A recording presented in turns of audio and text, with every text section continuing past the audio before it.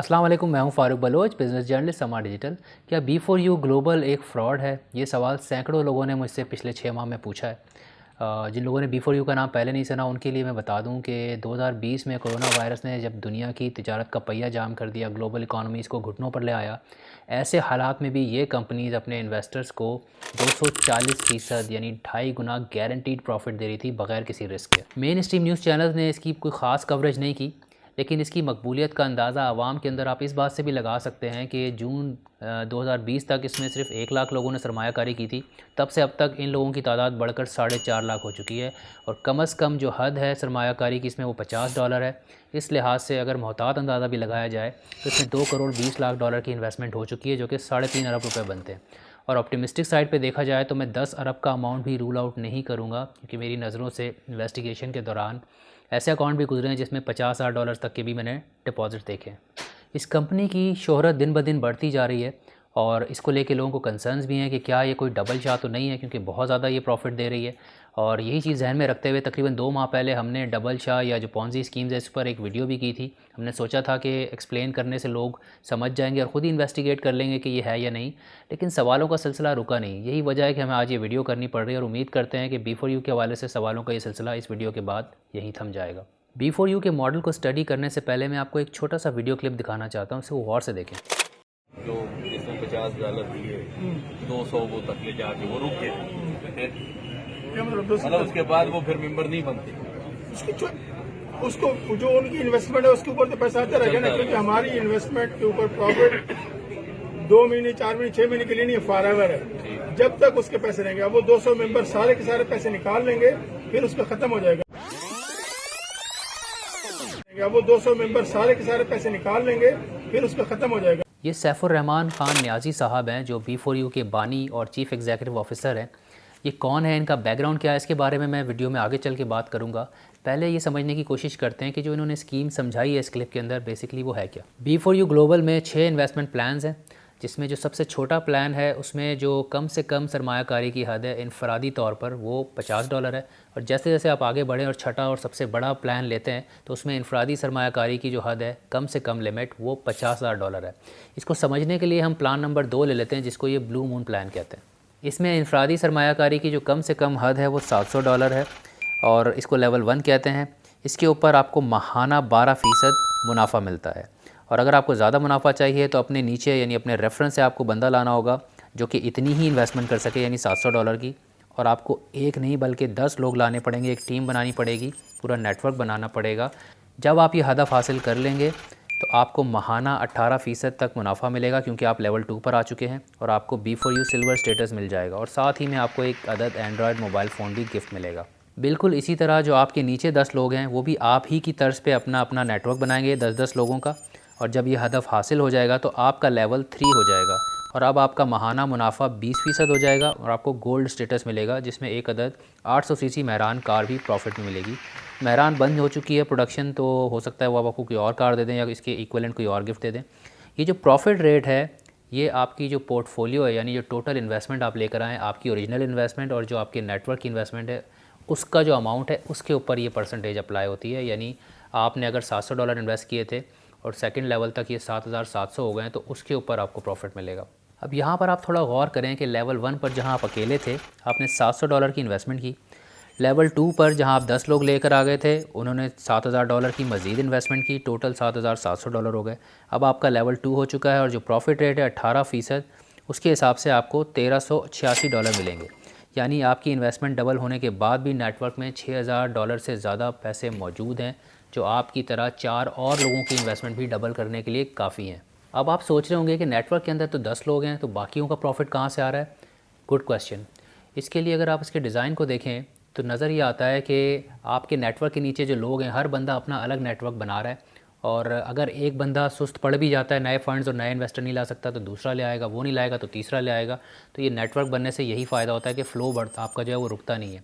और तीसरे लेवल पर जाते जाते आपके पास तकरीबन $77,700 आ जाते हैं। और क्योंकि B4U ने आपको गारंटीड प्रॉफिट जो है वो प्रॉमिस किया है, तो इसको इंश्योर करने के लिए उन्होंने सिस्टम ऐसे डिज़ाइन किया है कि इसके अंदर पैसे डालना तो आसान है, पैसे निकालना मुश्किल है। मिसाल के तौर पर इनकी अगर आप शराइत देखें तो आप 6 महीने से पहले प्रॉफिट ले नहीं सकते और 6 महीने बाद आप प्रॉफिट लेना शुरू करते हैं तो उधर भी एक कंडीशन है कि 1 महीने में एक से ज़्यादा प्रॉफिट नहीं ले सकते। हम अस्यूम भी कर लेते हैं कि आप जो है मैक्सिमम प्रॉफिट रेट तक लेवल 3 तक पहुंच चुके हैं 20% तक, तो इसका मतलब ये है कि 1 महीने में आप 20% से ज़्यादा निकाल नहीं सकते। और अगर 6 महीने का प्रॉफिट एक्यूमुलेट हुआ तो आप अंदाज़ा लगा लें कि आपको कितना टाइम लगेगा उसको निकालने में। दूसरी तरफ आप 6 माह से पहले अपनी जो रकम है उसका 30% से ज़्यादा नहीं निकाल सकते। और अगर आप ऐसा करने की कोशिश करते हैं और पहले 2 माह में करते हैं तो उस पर 35% आपको कटौती लगेगी। और अगर आप पहले 4 माह में निकालने की कोशिश करते हैं 30% से ज़्यादा तो उसमें आपको 20% कटौती लगेगी। और इसी तरह पहले 6 माह के अंदर अगर आप निकालने की कोशिश करेंगे 30% से ज़्यादा तो आपको 10% जो है वो डिडक्शन चार्जेस पे करने पड़ेंगे। और ज़ाहिर आपने नुकसान उठाने के लिए तो इन्वेस्टमेंट की नहीं है, तो आप 6 महीने सब्र ही करेंगे क्योंकि उससे पहले निकालने में तो पेनल्टी लग रही है। और ये 6 माह का पीरियड भी सबके लिए अलग होगा क्योंकि सारे लोग एक साथ तो नहीं आए होंगे, कोई पहले महीने में आया होगा, कोई दूसरे में आया होगा, कोई तीसरे में आया होगा। इसकी वजह से होगा क्या कि एक साथ सबका प्रॉफिट ड्यू नहीं होगा, यानी प्रॉफिट निकालने की जब बारी आएगी तो एक वक्त में नहीं निकाला जाएगा, वक्फे से निकाला जाएगा। इन्हीं पाबंदियों और शराइत की वजह से जो इनके इनफ्लोज़ हैं वो आउटफ्लोज से हमेशा ज़्यादा होंगे, यानी जो रकम इनके सिस्टम में आ रही है वो हमेशा ज़्यादा होगी उस रकम से जो इनके सिस्टम से बाहर निकल रही है।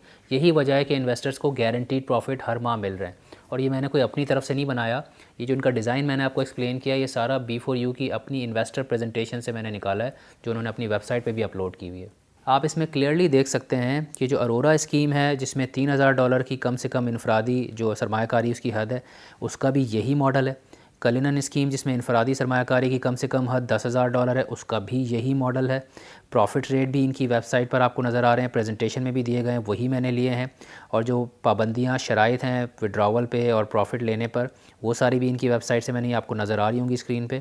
इस मॉडल में जो इन्वेस्टर्स होते हैं उनको पता होता है कि उनको अपना नेटवर्क बढ़वाना है, नए फंड्स लेकर आने, और उसके लिए पोटेंशियल इन्वेस्टर्स के पास वो जाते हैं, उनको रीच आउट करते हैं मुख्तलिफ गैदरिंग्स में, मुख्तलिफ इवेंट्स पे, और उनको मोटिवेट करके सक्सेस स्टोरीज़ वगैरह सुना के उनको लाने की कोशिश करते हैं।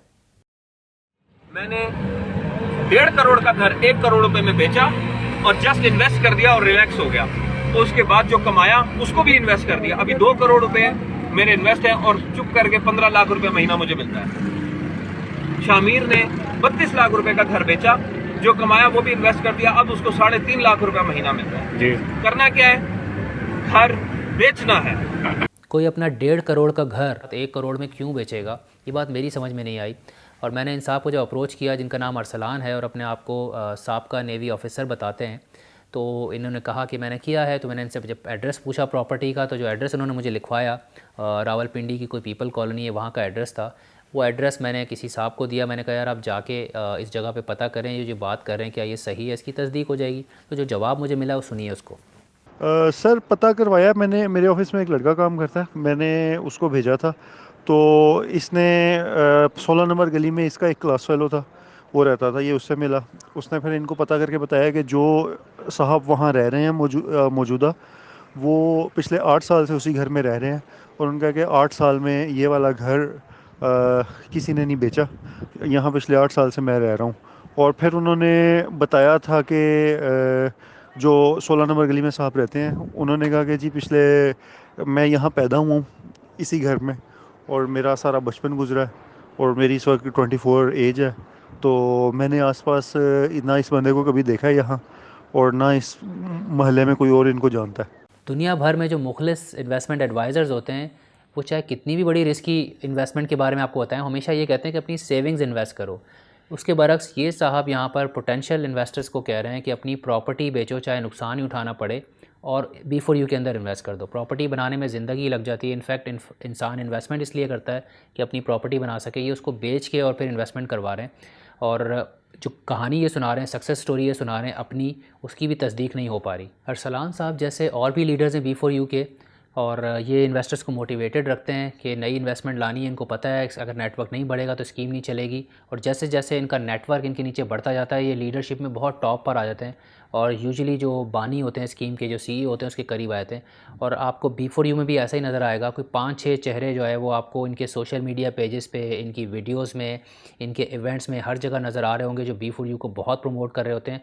और B4U के साथ साथ जो इनके CEO हैं उनके बारे में बहुत तारीफ़ें कर रहे होते हैं और उनकी क्रेडिबिलिटी क्रेडिबिलिटी को हर तरह से इस्टेब्लिश करने की कोशिश करते हैं और किसी भी हद तक जाते हैं इस चीज़ को साबित करने के लिए कि ये एक सही कंपनी है। अब सवाल ये उठता है कि अगर ये लोग नए इन्वेस्टर्स लाने में नाकाम हो जाएं और नेटवर्क आगे ना बढ़ा सके तो उस सूरत में क्या होगा? इसका जवाब मैं आपको नहीं दूंगा बल्कि नियाजी साहब खुद देंगे। $50 दिए, 200 वो तक ले जाके वो रुक गए। या वो 200 मेंबर सारे के सारे पैसे निकाल लेंगे, फिर उसका खत्म हो जाएगा। अगर अब भी कुछ लोगों को समझ नहीं आया तो मैं खुलासा कर देता हूँ। B4U ग्लोबल का जो डिज़ाइन है उसमें तमाम खसूसियात हैं जो एक पिरामिड स्कीम के अंदर होती हैं, जो पाकिस्तान के अंदर गैर कानूनी है। ये स्कीम क्या होती है? इसके अंदर जैसा कि हमने डबल शाह वाली वीडियो में भी बताया था कि जो आपकी सरमायाकारी है बेसिकली वो आपसे पहले वाला जो शख्स है उसका वो मुनाफा है। इसी तरह जो आपको मुनाफा मिल रहा है वो आपके बाद आने वाला जिसको आप ख़ुद लेकर आ रहे हैं अपने नेटवर्क को बिल्ड करके, बेसिकली उसकी सरमायाकारी से आपको मुनाफा मिल रहा है। अब आप सोच रहे होंगे कि अगर ये सिस्टम के अंदर ही पैसा घूम रहा है, बाहर नहीं जा रहा, तो इस बिज़नेस की रेवेन्यू कहाँ से आ रही है, इसकी सेल्स कहाँ से आ रही है? तो इसका जवाब भी नियाजी साहब से ले लेते हैं। और आपकी टीम आपके लिए काम कर रही है। हमारे लिए आप ज्यादा कीमती इनकी निस्बत, क्योंकि ये इन्वेस्टर है, सिर्फ पैसे कमा रहा है। आप हमारे लिए बिजनेस रेवेन्यू जनरेट कर रहे हैं। आप हमारे लिए बिजनेस रेवेन्यू जनरेट कर रहे हैं। जब एक पिरामिड या पॉन्जी स्कीम बहुत बड़ी हो जाती है तो ये मीडिया की भी नज़रों में आ जाती है और जो कानून नाफिज करने वाले इदारे हैं उनकी भी नज़रों में आ जाती है। वो इसको इन्वेस्टिगेट करना शुरू करते हैं और इसी खौफ से जो नए इन्वेस्टर इस स्कीम में आ सकते थे वो नहीं आते। यानी जो फ़ंड्स मुसलसल जो सिलसिला जारी था प्रॉफिट टेकिंग का, जो फ़ंड्स आए जा रहे थे वो रुक जाते। और जब ऐसा होता है तो क्योंकि इस स्कीम के अंदर बहुत ही ज़्यादा प्रॉफिट रेट रखा गया है जो कि एक अनरियलिस्टिक होता है, नामुमकिन होता है देना, तो ये उसको सस्टेन नहीं कर पाती और कोलैप्स हो जाता है पूरा मॉडल। B4U ग्रुप के ऊपर भी कुछ पब्लिकेशंस ने ख़बरें शाया की हैं और SECP जो पाकिस्तान में कंपनीज़ को रेगुलेट करता है उसने भी दिसंबर में एक प्रेस रिलीज़ जारी की जिसमें बताया कि ये कंपनी जो है फ्रॉडुलेंट कंपनी है और इसमें इन्वेस्टर को मना किया कि इन्वेस्ट ना करें। साथ ही ये भी बताया कि SECP ने इन्वेस्टिगेशन स्टार्ट कर दिया इसके डायरेक्टर्स के ख़िलाफ़, जिसमें नियाजी साहब भी शामिल हैं। और SECP का कहना था कि बेसिकली ये जो डिपॉजिट्स ले रहे हैं लोगों से, इसका इनके पास लाइसेंस नहीं है और ये गैर कानूनी तरीके से ले रहे हैं। और इस इन्वेस्टिगेशन की न्यूज़ आने के बाद से जो इनकी 4.5 लाख इन्वेस्टर्स की आर्मी है, ओब्वियसली उसको मुतमईन करना आसान काम नहीं है। इसीलिए जो इनके लीडर्स हैं, जो टॉप लीडर्स जिनका मैंने पहले भी जिक्र किया, वो अपनी वीडियोज़ के ज़रिए, फेसबुक पोस्ट के ज़रिए बहुत ज़्यादा कोशिश कर रहे हैं कि किसी तरह इनको मुतमईन रखा जाए और इसके लिए मुख्तलिफ़ किस्म की वजाहतें, जस्टिफिकेशंस देते हैं। मसलन हमारे फ़िज़िकल बिजनेसेस हैं, बहुत सारे मुल्कों के अंदर हमारे कंपनीज़ की जो हैं वो ऑफिसेज रजिस्टर्ड हैं, हमारे बिजनेसेस हैं, क्रिप्टो से हमारी इनकम आती है और ये कि पाकिस्तान के अंदर भी बहुत सारे फ़िज़िकल बिजनेसेस हैं। लेकिन इनके बहुत सारे ऐसे दावे और ऐसे जो स्टेटमेंट्स हैं जिनकी जो है तस्दीक नहीं हो सकती, वेरीफाई नहीं हो सकते और कहीं कहीं ऐसा लगता है कि शायद झूठ है। मिसाल के तौर पे सैफुर रहमान ख़ान नियाज़ी साहब को ही ले लीजिए, इनका कोई बैकग्राउंड सही क्लियर नहीं है। ये पता है कि मलेशिया में सेटल थे और वहाँ पर इनका दिल भर गया, वापस आ गए पाकिस्तान के, यहाँ इन्वेस्टमेंट करूँगा और जॉब्स क्रिएट करूँगा, लेकिन इनका बैकग्राउंड क्लियर नहीं है। ये कहीं पे प्रोफाइल में लिखा हुआ है कि इन्होंने MA इकनॉमिक्स किया हुआ है। ये अलग बात है कि आप इनको थोड़ी देर बात करते हुए सुने तो आपको डाउट होगा। दूसरी तरफ कहीं पर इन्होंने लिखा है कि यूनिवर्सिटी टेक्नोलॉजी मलेशिया से इन्होंने जो है वो एजुकेशन हासिल की है। अब क्या MA इकनॉमिक्स उन्होंने जो जिस यूनिवर्सिटी का जिक्र कर रहे हैं वहाँ से किया है, ये क्लियर नहीं है। लेकिन बहरहाल उस यूनिवर्सिटी की वेबसाइट पे मैंने जाके चेक किया, उनका तो इकनॉमिक्स डिपार्टमेंट ही नहीं है, ना ही उसमें कोई MA की डिग्री ऑफ़र कर रहे हैं। अच्छा, इससे शक व शुबात होते हैं। प्लस इन्होंने 25 साल का ट्रेडिंग एक्सपीरियंस लिखा है, जबकि 5 साल से ये काम कर रहे हैं। उससे पहले ये एक रेस्टोरेंट चला रहे थे अल रहमान कॉर्नर के नाम से, तो ये भी मैच नहीं होते। दूसरी तरफ जो उनकी को फाउंडर खातून है हसनी, उनका प्रोफाइल जो उन्होंने अपनी प्रेजेंटेशन में शेयर किया उसमें लिखा है कि ये सिटी बैंक मलेशिया की फॉर्मर हेड है। एक बहुत बड़ा ओहदा है, सिटी बैंक दुनिया के बड़े बैंकों में से एक है, लेकिन आप इंटरनेट पे जाएं इसका कोई ट्रेस नहीं मिलेगा आपको, सिटी बैंक से कहीं इनका लिंक नज़र नहीं आ रहा।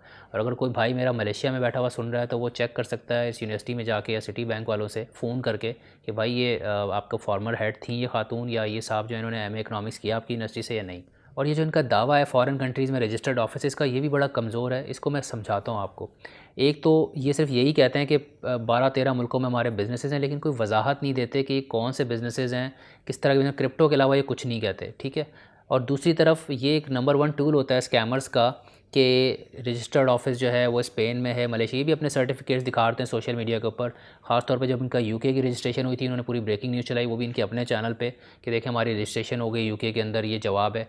ये इसकी कोई अहमियत नहीं है। इसकी मैं मिसाल देता हूँ। मेरा जब इत्तफाक़ हुआ था लंदन जाने का, तो मैं एक रिसर्च ऐसे लिख रहा था, अचीवनिंग फेलोशिप का हिस्सा था वो, तो उसमें एक रिपोर्ट मेरी नज़रों से गुजरी, रॉयटर्स की रिपोर्ट थी। उसमें क्लियरली लिखा हुआ था कि तकरीबन 1600 कंपनीज़ ऐसी थी जिन्होंने अपने रजिस्टर्ड ऑफिस का एड्रेस 43 बेडफोर्ड स्ट्रीट लिखवाया था। यानी एक छोटी सी वो एक दुकान सी है कोई, उस पर 1600 कंपनीज़ का वही एड्रेस है। वहाँ पे सिर्फ उनके मेल शेल आते थे और कुछ नहीं। और बहुत सारी ऐसी कंपनीज़ थी उसमें से जो फिज़िकली एग्जिस्ट ही नहीं करती थी, सिर्फ बस एक ऑफिस एड्रेस था। तो ये बड़ा आसान होता है और इसको मैं मज़ीद वजाहत करता हूँ SCCP की रजिस्ट्रेशन को लेकर। पहली बात तो SCCP इनको खुद फ्रॉड कह चुका है।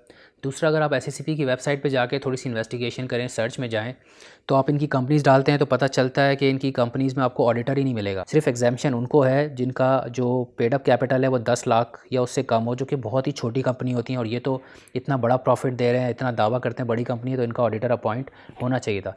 इनकी जो AGM की रिपोर्ट, जो सालाना एक रिक्वायरमेंट होती है कि आपकी बिज़नेस की मीटिंग्स हो रही हैं, उसकी रिपोर्ट SCCP को फाइल करनी होती है, उसका भी ट्रेस नहीं मिलेगा। फिर अगर आप लाइसेंस एंटिटी इसके अंदर जाएँ, सर्च करें, तो इनकी किसी कंपनी के बाद लाइसेंस नहीं है, क्योंकि ये जो प्रॉफिट्स लोगों से बेसिकली प्रॉफिट दे रहे हैं और इन्वेस्टमेंट ले रहे हैं, डिपॉजिट्स ले रहे हैं, इसके लिए लाइसेंस चाहिए, उसके बगैर नहीं कर सकते। हर कंपनी को बेसिकली ये डिक्लेरेशन देनी होती है कि वो कोई MLM स्कीम लॉन्च नहीं करेंगे, पॉन्जी स्कीम या पिरामिड स्कीम या इससे रिलेटेड एक्टिविटीज़ लॉन्च नहीं करेंगे। ये डिक्लेरेशन होती है। तो अगर आपने डिक्लेरेशन दी और उसके बावजूद यही बिज़नेस कर रहे हैं तो ये गैर कानूनी होता है, और इसी का जिक्र SCCP ने किया। साथ ही ये भी डिक्लेरेशन देनी होती है कि अगर आप कोई लीगल बिज़नेस भी करना चाहते हैं तो आप उसके लिए पहले लाइसेंस ऑब्टेन करेंगे उस पर्टिकुलर बिज़नेस का, वरना वो भी इलीगल कहलाएगा। एक हालिया वीडियो में नियाजी साहब दावा करते हुए नज़र आते हैं कि मैंने 50 लाख रुपए का FBR को टैक्स पे किया है। यहाँ पे हम तो नेक नीति से कर रहे हैं, हम तो गवर्नमेंट को टैक्स भी देना चाहते हैं। मैंने अपने 50 लाख के टैक्स भरा है। किस टैक्स ईयर में किया ये तो उन्होंने नहीं बताया, लेकिन जो पब्लिकली अवेलेबल डायरेक्टरी है 2018 की, उसमें जब मैं इनका CNIC नंबर डाल के चेक करता हूँ तो उसके अगेंस्ट कोई टैक्स नहीं आ रहा। अच्छा, अब इसकी एक पॉसिबिलिटी ये हो सकती है कि इनका बिज़नेस नुकसान में हो, और ये तो 2017 से कर रहे हैं और इतने प्रॉफिट दे रहे हैं, तो नुकसान में तो नहीं होगा। अगर नुकसान में होता है तो प्रॉफिट नहीं दे सकते। दूसरी पॉसिबिलिटी हो सकती है कि इन्होंने सेल्स टैक्स दिया हो, इनकम टैक्स ना दिया हो। लेकिन जब सेल्स टैक्स में मैं जाके चेक करता हूँ इनका स्टेटस, तो वहाँ पे इनका रिकॉर्ड ही नहीं आ रहा। हो सकता है इनके पास जो है सेल्स टैक्स रजिस्ट्रेशन नंबर है वो भी ना हो, क्योंकि इन्होंने लाहौर कलंदर को स्पॉन्सर कर दिया था। तो एक वीडियो में नियाजी साहब ये भी कहते हुए नज़र आते हैं कि मेरी 2 PSL फ्रेंचाइजीज से बात चल रही है, जिसमें 50 से 70% जो है मैं शेयर होल्डिंग ख़रीद रहा हूँ, और अल्टीमेटली जो B4U फैमिली है, जो इनके मेंबर्स है, वो उसको ओन करेंगे। पाकिस्तान में 6 ही फ्रेंचाइजीज़ है, 5 से मैंने कंफर्म कर लिया है इन पर्सन और अपने रिपोर्टर के थ्रू। उन्होंने बताया कि ऐसा कुछ नहीं है, कोई ऐसी बात नहीं हुई।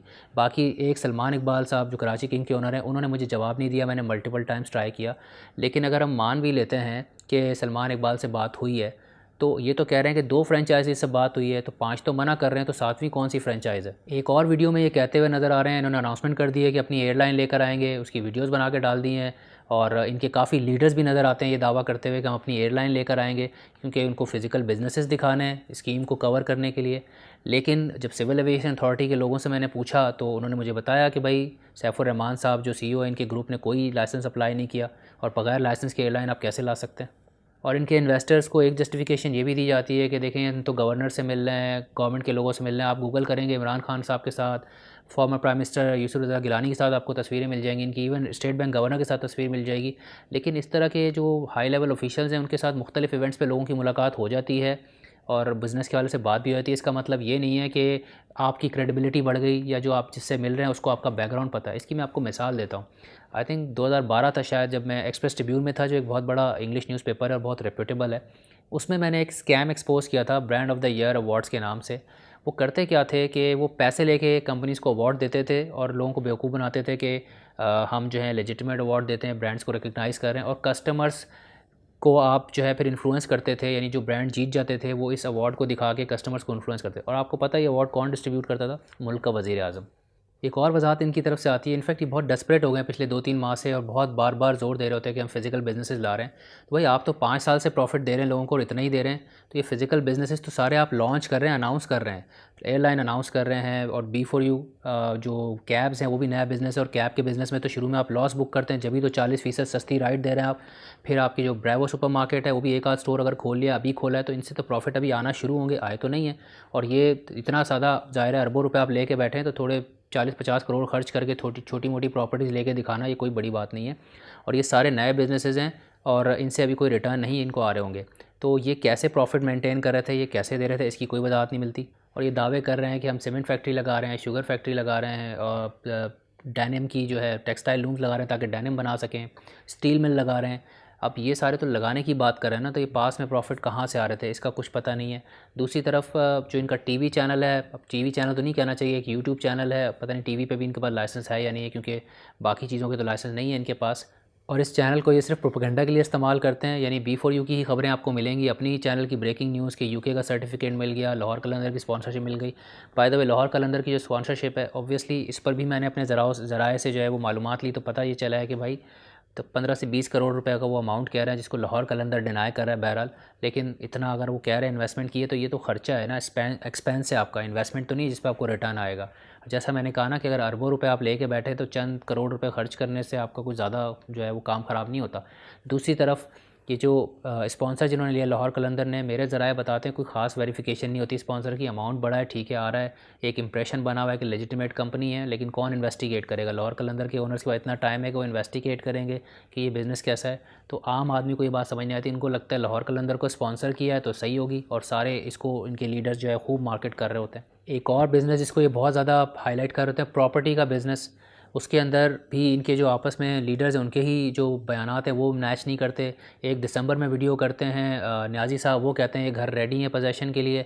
उसके 2-3 महीने बाद शेख शामी साहब जो एक और लीडर हैं वो वीडियो करते हैं, वो कहते हैं नहीं 6 महीने में पोजेसन दे देंगे। इनको आपस में नहीं पता क्या बोलना है। दूसरी तरफ ये कि ये जो जिस B4U विला और रुमैसा रेजिडेंसी जिसकी ये बात करते हैं कराची में प्रोजेक्ट की, बेसिकली इस पे तो अप्रूवल भी शायद नहीं है इनके पास, क्योंकि जो कानून है वो ये है कि कराची के अंदर कोई भी प्रोजेक्ट होता है उसको अप्रूवल लेने के लिए आबाद जो association of builder end developer है, पाकिस्तान की एसोसिएशन है बिल्डर्स की, उसका जो है मेंबर होना लाजमी है। अगर वो मेंबर बनते हैं जो, तो उसके बाद सिंध बिल्डिंग कंट्रोल अथॉरिटी जो रेगुलेटर है फिर वो आपको अप्रूवल देता है कि आप प्रोजेक्ट करें। तो जब प्रोजेक्ट के पास अप्रूवल नहीं है, क्योंकि आबाद का मैंने कन्फर्म किया ये लोग आबाद के मेंबर नहीं हैं, तो अप्रूवल के बगैर ये कैसे कर सकते हैं? और दूसरी चीज़ ये कि इसमें ये ऑफ़र भी ये दे रहे हैं कि भाई सबसे पहला हक B4U के मेंबर्स का होगा, तो आप ही की जो दिए हुए पैसे हैं उसी से अगर आप प्रॉपर्टी ख़रीद के फिर आप ही को ये टिका रहे हैं, वो भी कि अप्रूवल नहीं है, तो आप समझ जाएंगे फिर इसमें क्या बेसिकली प्रॉब्लम्स आएंगी बाद में।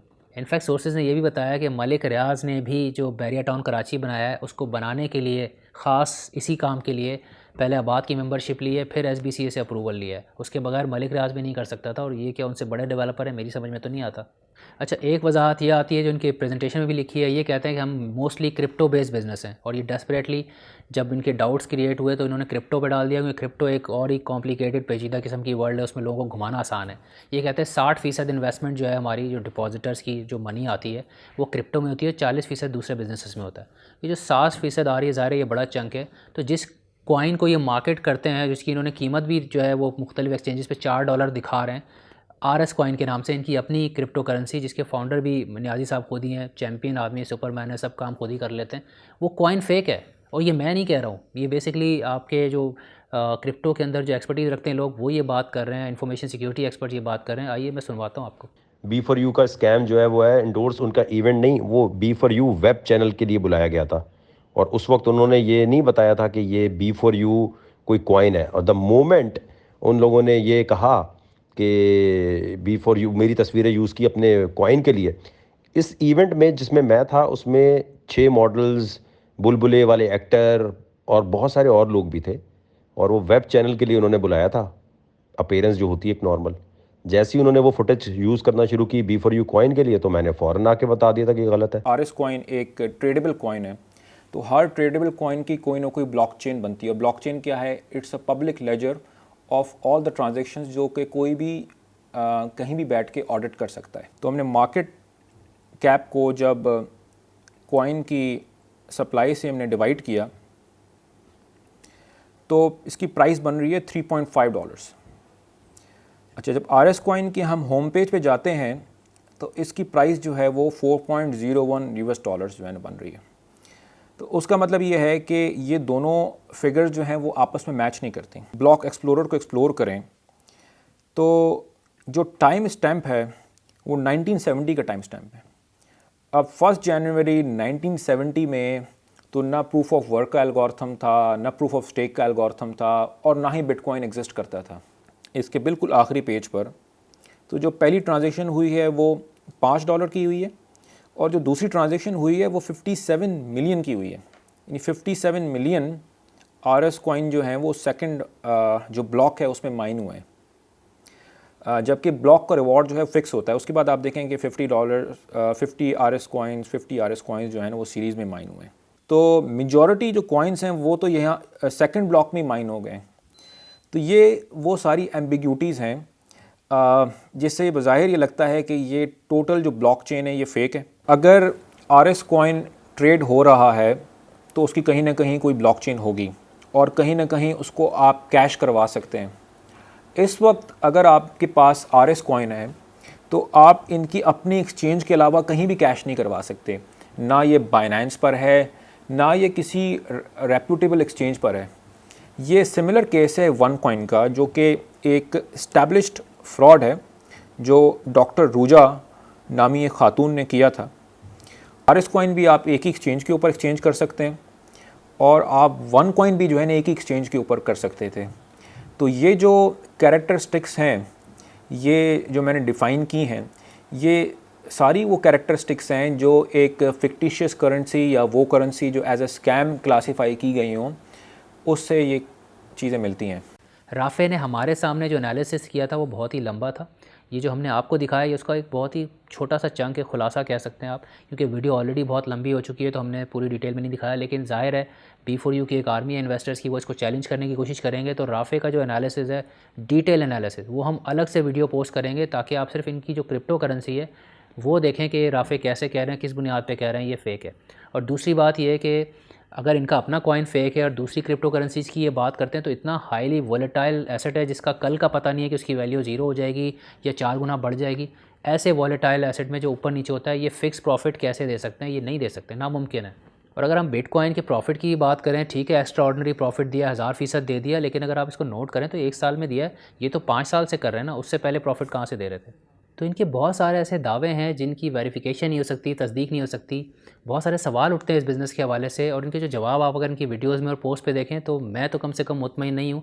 मुझे नहीं पता इन्वेस्टर्स कैसे मुतमईन हैं। इनफैक्ट मैंने इनसे जब कंपनी से बात की तो जो इनके लीगल हेड हैं उनसे मैंने पूछा कि भाई SEC ने आपकी कंपनी को ब्लैकलिस्ट कर दिया है, तो इस हवाले से आपका मौक़िफ़ मुझे जानना है। तो उनका आगे से ये कहना था, इनफैक्ट आप उनकी ऑडियो सुन लें खुद ही।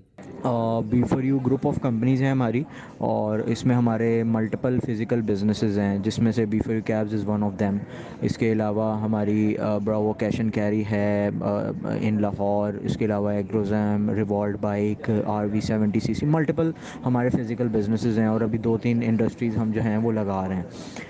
अच्छा, उससे रिलेटेड जो B4U का जो उन्होंने मेंशन किया है ना, दैट इज़ B4U ट्रेड्स। और B4U ट्रेड्स हमारा नहीं है, हमारा जो है वो B4U ग्लोबल है और ग्लोबली हमारे मल्टीपल बिजनेसेस हैं। इनका जवाब आपने सुना, इन्होंने कहा कि हमारा B4U ट्रेड से कोई ताल्लुक़ नहीं, हम तो B4U ग्लोबल हैं। मैंने दोबारा पूछा अपनी तसल्ली के लिए और राइटिंग में पूछा कि शायद सही से सवाल नहीं समझा होगा, लेकिन उन्होंने दोबारा यही कहा कि B4U ट्रेड से कोई ताल्लुक़ नहीं है। जबकि आप इनके सोशल मीडिया पेजेस देखें, एक तो इनके अकाउंट बहुत सारे हैं, लीडर्स के अकाउंट्स अलग हैं और जो है इन्वेस्टर्स के अलावा और सब के सब B4U के नाम से बनाते हैं। लेकिन बहरहाल आपको मिल जाएगी थोड़ी सी सर्च करने पे, उसमें आप जाके देखें तो बहुत सारी तस्वीरें मिलेंगी जिसमें B4U ट्रेड के इवेंट्स में CEO एंडोर्स कर रहे हैं। इनफैक्ट एक इनके लीडर हैं आमिर हुसैन मोल, उनको जो शील्ड ये प्रेजेंट कर रहे हैं CEO, शील्ड को अगर आप जूम करके देखें तो उस पर क्लियरली लिखा हुआ है B4U trade CEO Saifur Rahman Khan. दूसरी तरफ जो ये सर्टिफिकेट जो इन्होंने KCCI का सर्टिफिकेट लिया है ट्रेडिंग का, मेंबरशिप का, उस पर आप देखें तो B4U ट्रेडिंग के नाम से लिया हुआ है।